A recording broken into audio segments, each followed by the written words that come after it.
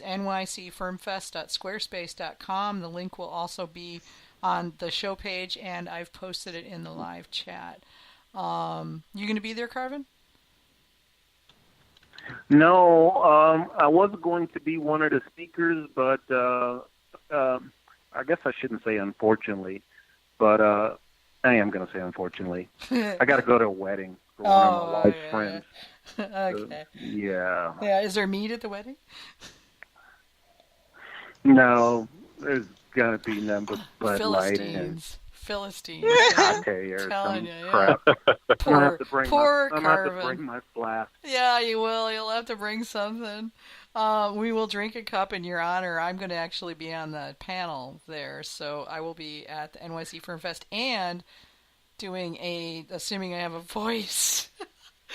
I'm hoping the meds they're switching me to will bring my voice back, because the ones I was on were taking it away. Anyway, I'm going to be there doing a Got Mead live broadcast from the NYC Firm Fest on February 24th. So.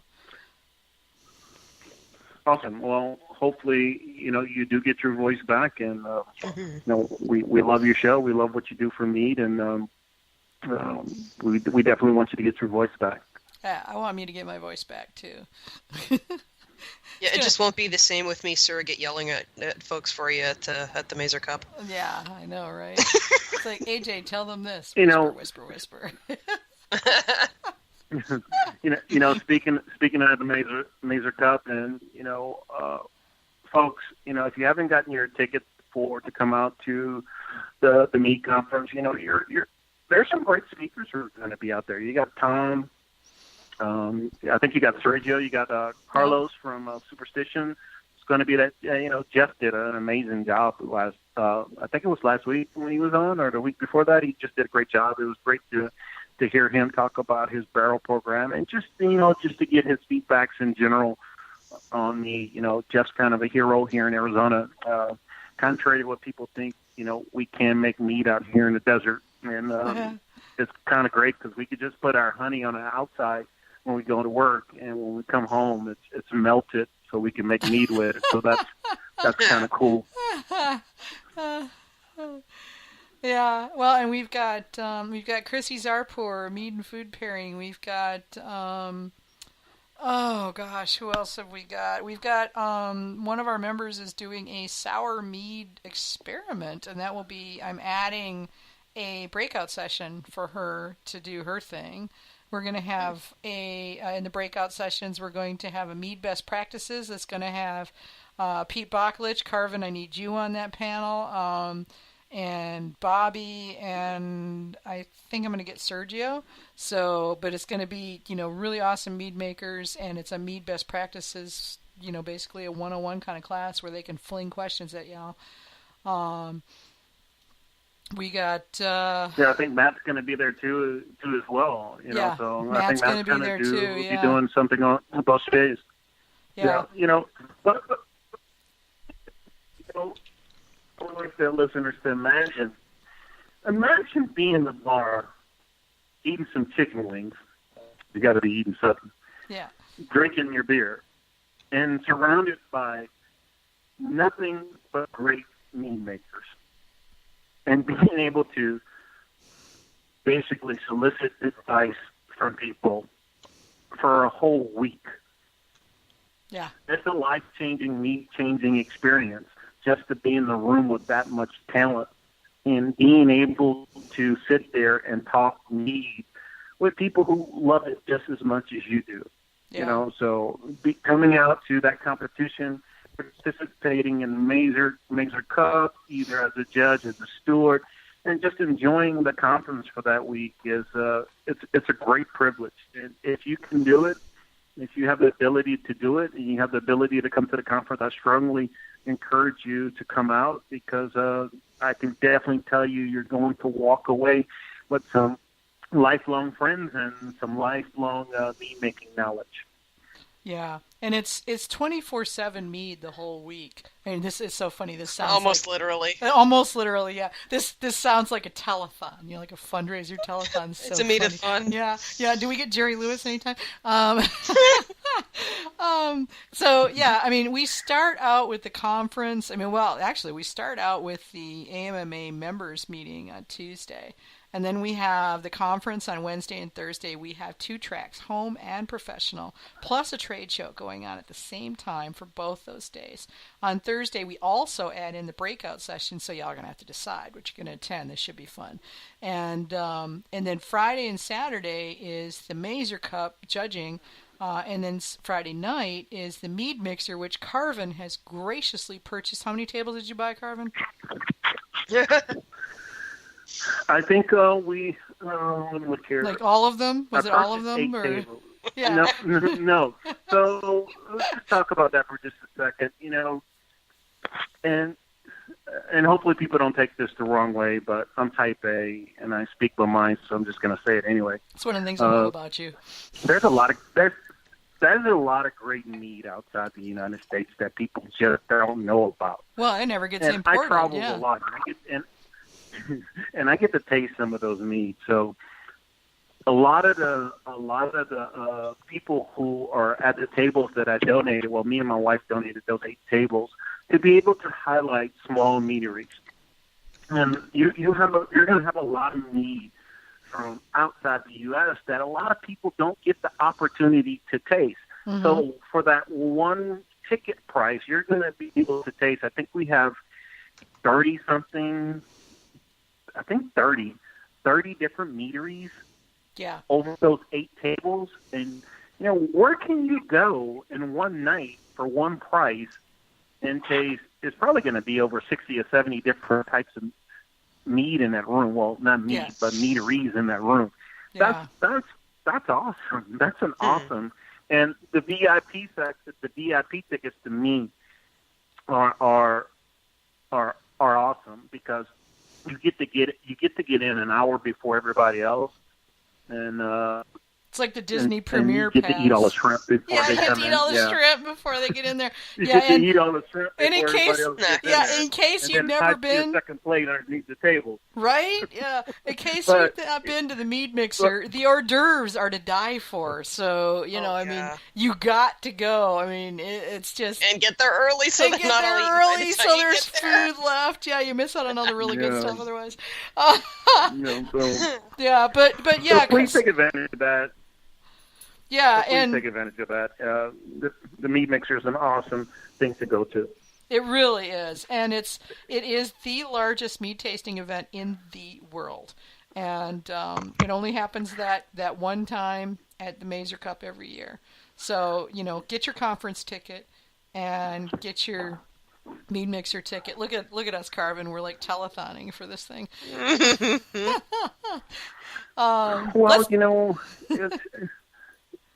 First of all, besides being a member of the AMMA, I don't have any seat on the board or anything like that. I'm just advocating for home mead makers who want to take their mead making up to the next level. I can tell you by me going there last year and hanging out with the likes of Michael Fairbrother, Ken Schramm, John Talkington, Jason, Jesus, Jason Phelps. The list can just go on and on. Oh, I know, right? The people that you got to talk mead with, and hey, once the mead gets flowing, the conversations get flowing, and and it's just a great time. Through all that fun, you definitely do come home taking away some things that you can incorporate into your mead game to make you a better mead maker, because I think at the end of the day, that's what we all want to do. Mm-hmm. But part of that also too is, I get a lot of messages, on Facebook, whatever, and people are like, hey, how can I make better mead? And I'm not going to sit there and tell them that, hey, you're, learn Tosner, learn SNA, practice your craft. If you want to be good at golf, you got to go to the driving range. You want to be good at baseball, you got to go field some balls. Yep. You want to be a better fisherman, you got to go fish. Well, guess what? If you want to be a better mead maker, you got to learn your craft. And part of learning your craft is making a lot of mead. Yep. I'm not saying make 5-gallon batches. I make a lot of 1-gallon batches. I'm still practicing my craft. I practice my craft every week to try to make myself better, and I try to push myself. If I want a medal in this given category, I don't want to win another medal in that category. I go after a category that I'm weak in, like that I don't win medals in. I've already won a medal in that one. I want to go after something different every year. Every year I want to improve on something, and that's part of just practicing the craft. It's just you just got to make mead, and that process of making more mead will lead you down that path of better fermentation, learning about tannins, learning about oak additions, learning about Tosner or whatever S&A that you're going to use. I think sometimes people get too caught up in, I'm using Fermento, Fermate, DAP. You know what? I can make mead using superfoods. I can make mead using Fermate, DAP. I can make mead using Fermento. It doesn't make a difference. I'm a mead maker. To me, that's no different than a darn wrench. It doesn't make any difference to me. The concept of making mead is still the same. You've got to practice your craft. And don't get so caught up in, I'm using this ingredient, I'm using this. You got to know the craft. So. Well, I guess a lot of times you're going to use what you've got on hand, whether that be whatever honey you've got, whatever fruit you've got, whatever yeast you've got. So once you've got enough batches under your belt, so to speak, then you know how to handle it. And if something's not going according to how you want it to turn out, you know how to start steering it in the right direction. You touch on a very key point. I think making mead sometimes is like chaos theory. It's like a lesson in situational management. Sometimes things just don't go as planned. You can go post on Facebook for help, and probably get the wrong advice. But, you'll get advice. It's nice to know that you've encountered this before, and hey, this is how I'm going to handle. This is how I'm going to handle that. 80% of my meads go as planned.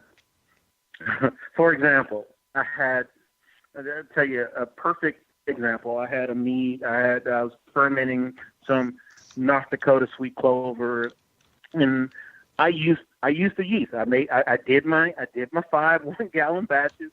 It tastes great. But when I skilled it up, I got this crazy citrus flavor that I just did not have in the 1-gallon batches. So I'm like, okay, I'm just gonna make a Moscow Mule out of it. That's what I did.